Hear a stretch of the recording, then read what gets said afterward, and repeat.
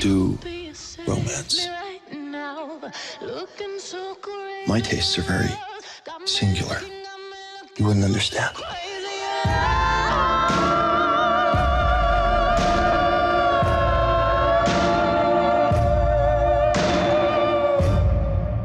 Enlighten me then.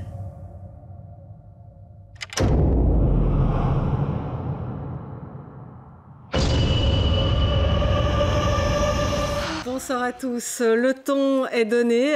M ce soir va s'intéresser à ce phénomène mondial, 50 nuances degrés, extrait là de la bande-annonce du film. Ce film dont tout le monde parle, difficile évidemment d'y échapper. Le livre signé Eric Leonard James, auteur britannique, livre qui s'est vendu à des dizaines de millions d'exemplaires. Pourquoi un tel succès? Alors, matraquage marketing bien sûr, mais pas seulement. On va s'intéresser à cette question de l'érotisme au féminin. On va en parler avec nos invités. Véronique Lheureux, vous êtes sexologue, bonsoir. Bonsoir, Valérie Lheureux. Oui. Valérie Lheureux, pardon. Oui. Et Séverine Olivier, voilà, je confonds les prénoms. Et Séverine Olivier, vous êtes chercheuse en littérature populaire à l'ULB. Et vous vous êtes toutes les deux, évidemment, intéressées à ce phénomène. Je vais vite rappeler le pitch, pour ceux qui reviendraient peut-être de la planète Mars, je ne sais pas. Donc, c'est l'histoire de Christian Grey, jeune, beau, riche, puissant, qui rencontre la jeune Anastasia Steele. Lui, il est adepte du sadomasochisme et il va lui proposer de devenir sa soumise. Voilà un petit peu l'histoire de départ. Alors, Séverine Olivier, vous vous êtes rapidement intéressée à ce livre-là en tant que chercheuse en littérature populaire? Pour vous dire la vérité, non, pas spécifiquement, parce que pour moi, c'était pas quelque chose de neuf. La littérature sentimentale, érotique existait déjà bien avant Erika Leonard James. Dès les années 2000, aux États-Unis, on lance déjà des livres numériques qui présentent ce type de scène, en fait. Et donc là, ce qui m'a interpellée, c'est plutôt le battage médiatique autour de ce livre-là en particulier, alors que ça existait depuis longtemps. Voilà, ça existe depuis longtemps. Et puis, bon, en littérature, évidemment, on ne va pas remonter jusqu'au Marquis de Sade, etc. Mais enfin, voilà, il y a des choses qui existent, même dans des collections beaucoup plus populaires, style Harlequin. Mais en fait, on l'a dit d'ailleurs, lorsque le livre est sorti, c'est une sorte de Harlequin un peu porno. Mais même chez Harlequin, il y a des collections qui ont cette spécificité-là. Et donc, Harlequin avait sorti en 2008, donc avant le livre qui est sorti, lui, en 2012 en français, une collection qui s'appelait Spicy. Et donc qui avait tout à fait les caractéristiques de 50 nuances degrés. Alors Valérie Lheureux, même question, vous êtes intéressée à ce phénomène. Est-ce que 50 nuances degrés s'est invité dans votre cabinet ? Eh bien oui, il y a déjà plusieurs fois des patientes qui sont venues me parler du livre. C'est pour ça que je l'avais lu d'ailleurs.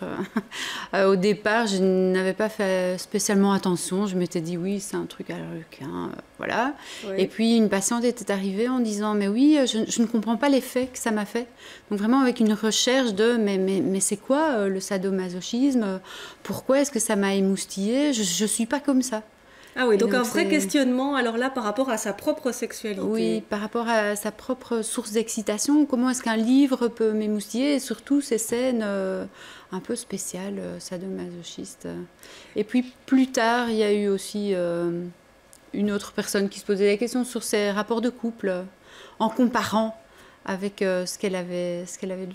Donc ça, évidemment, c'est le danger de ce genre de livre. Mais simplement, est-ce qu'on peut expliquer un tel succès? On parle effectivement du matraquage médiatique, etc. Mais au-delà de ça, comment expliquer qu'il y ait cette curiosité, peut-être, pour aller acheter cette histoire-là? Mais c'est toute la genèse du livre, en fait. Au départ, c'est une fanfiction, donc une fiction écrite sur Internet, qui est inspirée d'un autre grand succès, qui est Twilight. Et donc, en amont, 50 nuances degrés connaît déjà le succès auprès d'un fandom, d'un ensemble de lecteurs fascinés par Twilight et qui ont envie de revivre l'histoire des personnages, une histoire que James corse un petit peu en y ajoutant du sexe. Et puis, cette histoire connaît déjà donc un succès sur le net, va être repérée par un éditeur, publié en livre numérique, téléchargé un nombre de fois tellement important que le circuit traditionnel de l'édition s'y intéresse, va le publier, donc c'est Random House, une maison d'édition américaine américaine, enfin un grand conglomérat d'éditeurs américains qui s'empare de ces droits, qui le publie en modifiant un petit peu, puisque c'est plus les héros de Twilight pour une raison de droit. Oui. Et donc, à partir de ce moment-là, le marketing rentre en action. Ça permet évidemment de mettre encore plus la lumière sur cet ouvrage-là. Et il y a la curiosité parce qu'on parle de ce fameux BDSM, donc on parle de sadomasochisme, mais aussi de bondage, discipline et puis domination et soumission qu'on retrouve dans ce livre. Et là, il y a cette curiosité pour cette sexualité qui serait nouvelle et qui s'adressera à un nouveau public. Au moment où le livre sort, on parle de mommy porn, de pornographie pour maman. Et donc là aussi, les médias vont véritablement s'intéresser au phénomène, d'où l'emballement. Oui, surfer un peu sur cette vague.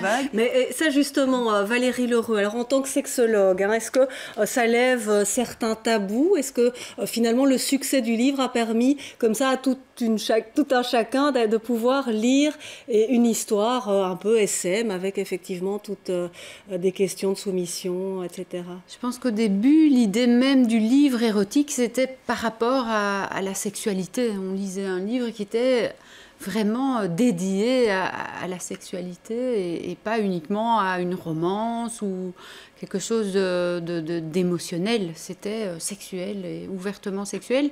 Et on pouvait le lire de manière très banale. On peut le lire au boulot, voilà. On le prenait dans le métro, on le voyait, on l'achetait en tête de banc, les grandes surfaces, on avait fait vraiment... Oui, c'est ça, on peut les acheter dans les supermarchés, etc. C'est la médiatisation qui a facilité ça quelque part. À partir du moment où on en parlait partout, finalement tout le monde se dit je vais le lire comme les autres, je vais donner mon avis sur la question, donc on a une excuse facile. Et aussi le packaging, la manière dont le livre est sorti avec une couverture qui était quand même assez soft, puisque la couverture du premier roman représentait simplement une cravate, donc pas de problème pour porter ça dans le métro, dans le tram, il n'y a pas de honte à avoir. Mais simplement, est-ce que ça lève quand même certains tabous? Vous pensez le SM par exemple, ça reste un sujet difficile à aborder, peut-être même en consultation chez vous ou pas? Oui, c'est quand même un sujet qui est, dans les dernières enquêtes qui ont été faites sur la sexualité, le SM ou le libertinage sont des choses qui sont vraiment pour une très très faible partie de la population en tant que mise en œuvre. Par contre, au niveau du fantasme et de ce que ça peut évoquer dans la tête, dans l'imaginaire des personnes au niveau virtuel, c'est vrai que là, libertinage, SM, bondage, accessoires sont des thèmes qui reviennent. Oui, c'est ça. Ça ne veut pas dire évidemment qu'on passe spécialement à l'acte. Ça reste de l'ordre alors du fantasme. Peut-être encore une question aussi sur le film, puisque là on parle beaucoup du livre, mais le film sort aujourd'hui. Ça c'est vraiment l'actualité du jour, j'ai envie de dire. Et vous l'avez vu ce film, Séverine Olivier. Qu'est-ce que vous en avez pensé? Vous qui avez lu le livre, qui l'avez en tout cas regardé d'assez près, le film. Je pense que par rapport au livre, il laisse un petit peu moins de place à l'imaginaire, qu'il est moins émoustillant que le livre, donc parce que forcément il y a toute une série de scènes qui ne sont pas représentées, puisqu'après au départ c'est un film américain qui vise quand même un grand public. Le but, c'est de faire le succès, de connaître le succès. Et donc, évidemment, il y a toute une série de choses qui ont été gommées. Après, il reste suggestif, allusif, et donc il peut plaire aussi à toute une série de gens. Peut-être que les fans ne seront pas déçus, je n'en sais rien. Donc ça, évidemment, mon opinion à moi n'est pas celle des lecteurs du roman et des fans du roman. L'acteur me paraît un peu palo, mais de nouveau, c'est une opinion personnelle. Voilà, là, ça dépend évidemment des goûts. Valérie Lheureux, vous allez aller le voir, vous, ce film? Oui, ça c'est sûr. Évidemment, j'irai le voir. Évidemment, j'aurai mon avis qui est plutôt professionnel que vraiment personnel. Mais est-ce que ça peut décevoir les fans? Parce qu'on parlait justement d'imaginaire, de fantasme. Le livre permet comme ça d'imaginer les choses et peut-être effectivement le héros d'une certaine manière. Là, forcément, il y a des choses plus imposées. Là, j'ai l'impression qu'en premier lieu, les personnes ne vont pas dire « Tiens, ça centralise mon imaginaire vers un style d'homme, un style de rapport sexuel. Ils s'en rendront pas compte, mais il y a quand même une formalisation de l'acte sexuel dans ce qu'on voit dans les dictionnaires de sexualité que sont la pornographie par exemple sur internet, et donc c'est insidieux, ça sert un peu de... Justement, parler de toucher un large public, c'est évidemment l'objectif d'un tel film. Il est interdit au moins de 16 ans chez nous, c'est pas le cas partout, hein. En France c'est 12 ans. En France c'est 12 ans, mais parfois c'est bien 18, plus, hein, voilà. Ou donc, censuré ou même carrément censuré, effectivement, on l'a entendu, mais ça pose peut-être des questions pour les jeunes filles qui vont aller voir ce film, Valérie Lheureux. J'ai l'impression quand même au niveau de la construction de la sexualité que voir ce film à 12 ans, c'est quand même en pleine puberté, formaté. C'est ce côté soumission. Alors soumission de la femme, alors est-ce qu'elle prend le pouvoir ou pas? À un moment, ça, chacun aura sa lecture, évidemment, des choses. Il y a les sextoys aussi.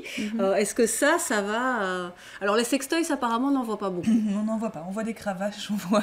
ça aussi, hein, c'est vrai que c'est une certaine forme de... Mais il n'y a que de scènes très suggestives, hein, de scènes BDSM très suggestives. La plupart des autres scènes sont beaucoup plus conventionnelles. Oui, il y a quelques fessées, mais ça reste quand même assez sage quelque part par rapport au livre. Donc voilà, ne pas mettre peut-être quand même devant tous les yeux, quoi. Ou en tout cas à cadrer un petit peu, Valérie Lheureux. Mais je pense que ça peut être intéressant si des jeunes, mais en tout cas pas 12 ans, ont été voir le film, d'avoir une discussion avec des adultes justement sur le sujet, en disant tiens, est-ce que c'est pas une vision un peu tronquée de la sexualité?